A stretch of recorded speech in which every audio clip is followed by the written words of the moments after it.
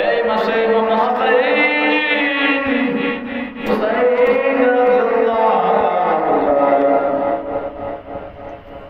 কারবালার প্রান্তে শহীদ হয়েছেন। এই দিনে ফেরাউন তার সৈন্যদেরকে নিয়ে পানিতে আল্লাহ রাব্বুল আলামিন ডুবিয়ে ধ্বংস করে দেন। এই দিন আলাইহিস সালাতু ওয়াস সালাম এই কিস্তি তুফানের শেষে নদী পর্বতে এই দিন হযরত ইব্রাহিম আলাইহিস সালাতু ওয়াস সালাম আগুন থেকে মুক্তি পেয়েছেন। এই দিন এদিন হলো 10 মুহররম।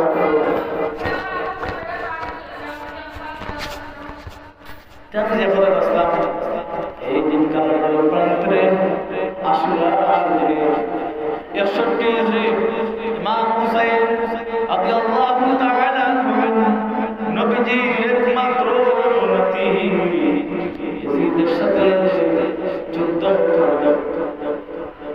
কারবালার প্রান্তরে শহীদ হয়েছে, শাহাদাত বরণ করেছে। এই দিনে আমরা আশুরা সূরা পড়ে 10 মুহররম সূরা পড়ে আমরা অন্যটা আমল আছে 9 এবং 10 মুহররম এবং 11 10 এবং 11 মুহররম আশুরা রোজা দুইটা রাখা। কারণ ফরজ রোজা বাদে রোজা আসিল আসর রোজা পড়া গেছে। আশুরার রোজা দুইটা রাখা মুহররম মাসের 10 9 এবং 10 তারিখ বৃহস্পতিবার, শুক্রবার, বৃহস্পতিবার আর শনিবার মঙ্গলবার দুদিন রোজা রাখবা। আমার হইল 5টা। 1 নম্বর হলো নফল রোজা রাখবা 9 তারিখ এবং 10 তারিখ, না হলে 10 তারিখ এবং 11 তারিখ মুহররমের আশুরা। শুক্রবার এবং শনিবার, না হলে শনিবার আর রবিবার। আর 2 নাম্বার বেশি বেশি ইস্তিগফার পাঠ করবেন। বেশি বেশি করে কি পাঠ করবেন? বেশি বেশি করে ইস্তিগফার শরীফ পাঠ করবেন আর দান সদকা করবেন বেশি বেশি করে। আর 4 নম্বর গুনাহ থেকে দূরে থাকবেন, গুনাহের জন্য তওবা করবেন। আর যেমন ইমাম হুসাইন রাদিয়াল্লাহু তাআলা কারবালার প্রান্তে শহীদ হয়েছেন। এদের সাথে যুদ্ধ করে যারা শহীদ হয়েছেন, সাহাবী এবং যারা শহীদ হয়েছেন তাদের জন্য দোয়া। আর বর্তমান সময় কিছু বেদাতিরা কিছু বেদাত দেখা যায় অবস্থা করে জায়গায় লড়ার পাশে। এই দিন কি করা আশুরা আশুরার সময় কি করা? আশুরা বলেছে বলে না করা একটা বেদাত। আর 2 নম্বর বেদাত হলো অতিরঞ্জিত আচরণ না করা। আর 3 নম্বর খাদ্য পচয় বা লোক দেখানো করা। এই ধরনের এগুলো আমরা বেদাত। এগুলোতে কি করবেন? ভাই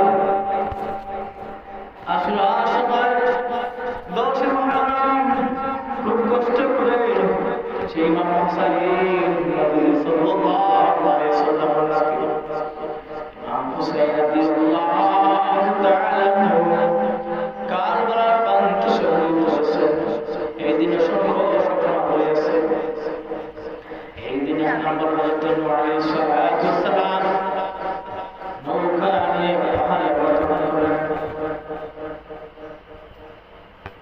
এই দিনে হযরত আদম আলাইহিস সালামের দোয়া কবুল করেন। এই দিন হযরত আদম আলাইহিস সালামের দোয়া কবুল করেন। এই দিন যখন হযরত ইউনূস আলাইহিস সালাম মাছের পেটের ভিতরে আসলাম, সেই দিন মুক্তি পেয়েছেন। মাছে ইউনূস আলাইহিস সালামের পেটের ভিতরে হারিয়েছে ঢুকেছে আর যখন মুক্তি দিয়েছেন। এসব হলো হযরত ইউনূস আলাইহিস সালাম লা ইলাহা ইল্লাল্লাহ সুবহান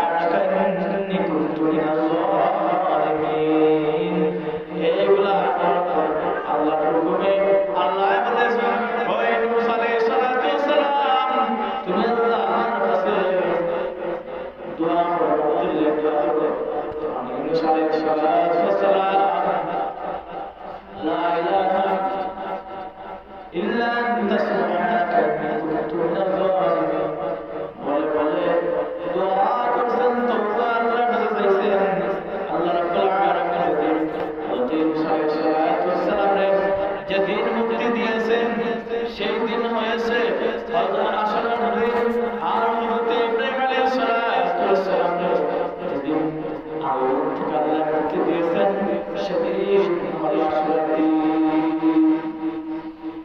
আর যে ব্যক্তি আশরাফুল্লাহ উল্টা রাখবে সে পূর্ববর্তী বছর গুনাহ মাফ করে দেবে। আর আগামী বছর যদি থাকতাম তবে আগামী বছর যার সমস্ত গুনাহ